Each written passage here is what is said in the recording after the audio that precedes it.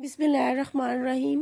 अस्सलाम वालेकुम बच्चों, कैसे हैं आप सब लोग। बच्चों, हम लोगों ने स्टार्ट किया था बर-ए-आज़म अफ़्रीका, और बर-ए-आज़म अफ़्रीका के हमने कुछ क्वेश्चंस किए थे, जिनमें हमने किए थे उसके तबई ख़द-ओ-ख़ाल, उसकी वुसअत और उसके सहराए आज़म और उसके पहाड़।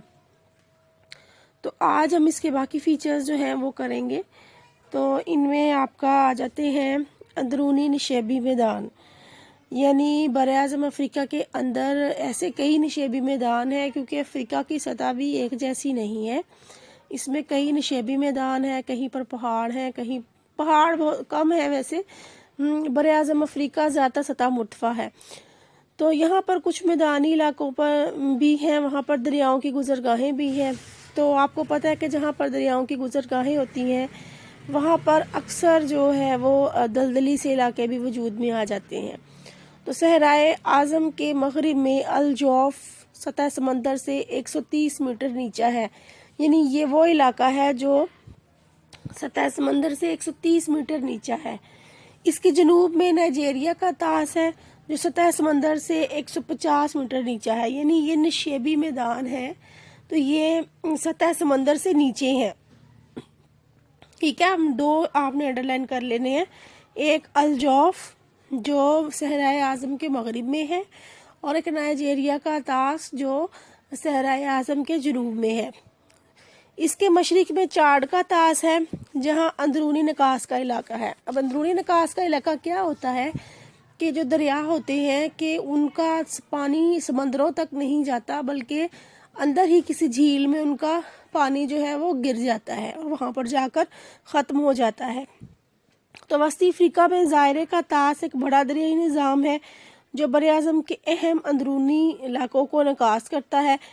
सहराए कालाहारी में झील ज़गामी और मशरक़ी अफ्रीका में झील रोड वुल्फ के पानी का समंदर में निकास नहीं है, बल्कि वो झीलें अंदर ही मौजूद हैं और उनमें ही कुछ छोटे मोटे दरियाज या सीजनल दरिया आकर गिरते हैं और वो एक मखसूस एरिया जो है वो अपना वो कवर करते हैं। इसके बाद बच्चों हमारे आ जाती हैं मशरक़ी अफ्रीका की शगाफ़ी वादी। तो मशरक़ी अफ्रीका जो है वो उसकी सतह पर बहुत ज़्यादा जो रिफ्ट वैलीज़ हैं मौजूद हैं, बल्कि अफ्रीका का जो ये वाला इलाका है, ये सारा जो क्रॉस हुआ हुआ है, ये शगाफ़ी वादी है। ठीक है, ये सारा इसको जिसको उन्होंने किया हुआ, ये सारा शगाफ़ी वादी है, क्रॉस ये सारा आप देखें। शगाफ़ी वादी बच्चों कैसे बनती है, ये आपको याद होना चाहिए कि जब ज़मीन के नीचे कशरी प्लेटें हरकत करती हैं तो ज़मीन का एक हिस्सा नीचे धंस जाए और दो हिस्से ऊपर वैसे ही बरकरार रहे, तो उसको हम शगाफ़ी वादी कहते हैं। ठीक है, तो अफ्रीका में शगाफ़ी वादियाँ जो हैं वो बहुत ही नुमायाँ ख़द-ओ-ख़ाल है। इस पर क्वेश्चन भी आपको आएगा, अंदरूनी निशेबी मैदान पर भी आपको नोट आएगा। तो इसमें आपने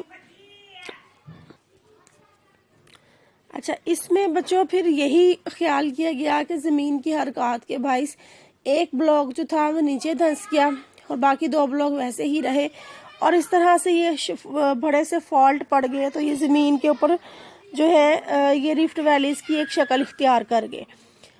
तो ये जो अजीम वादियाँ हैं, ये एक मुल्क शाम से इधर मुल्क शाम से होती हुई खलीज बहरा मुर्दार और खलीज उकबा, बहरा कुल्ज़म, यहाँ तक ही ये फैल गई। तो आपने ये क्वेश्चन जो है यहाँ शुरू से लेके अजीम वादी की सूरत इख्तियार कर गया, यहाँ तक इसको लिखना है। ठीक है, वादी के बारे में आपने यही बताना है कि बर-ए-आज़म अफ्रीका में रिफ्ट वैलीज़ का एक सिलसिला है जो एक इंतहाई दिलचस्प ख़द-ओ-ख़ाल है, और इसके वजूद में आने के बारे में कोई अभी तक हतमी थेरी या साइंटिफिक बात या कोई अमल अभी तक हमारे सामने नहीं आया।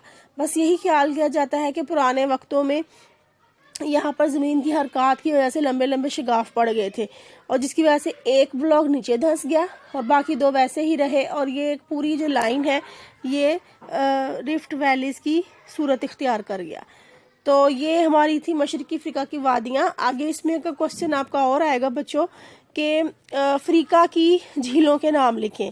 تو بچوں جو جھیلیں آپ پڑھتے جا رہے ہیں اس میں جو جھیلیں آپ کو آ رہی ہیں ان کے نام آپ الگ سے کر لیں, ٹھیک ہے. جیسے اوپر آپ نے پڑھا جھیل زگامی, جھیل روڈ وولف, نیچے آپ دیکھیں یہاں پر پھر جھیل روڈ وولف, جھیل ایڈورڈ اور جھیل البرٹ. یہ 5 جھیلیں ہو گئی ہیں آپ کی, مزید اور بھی آگے جھیلیں آئیں گی.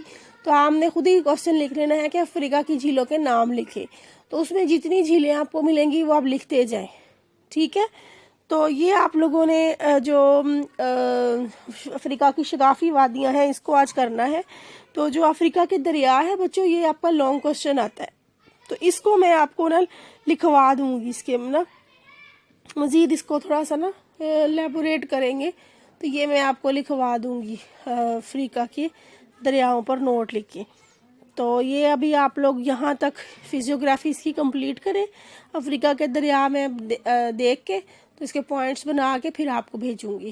تو تب تک پھر آپ اپنا خیال رکھیے گا اور اس لیسن کو ساتھ ساتھ کرتے جائیں بچوں. یہ چھوٹا لیسن ہے, آسان ہے, ساتھ ساتھ کر لیں گے تو آپ کا جو آخری پورشن ہے وہ ساتھ ساتھ ہی تیار ہو جائے گا.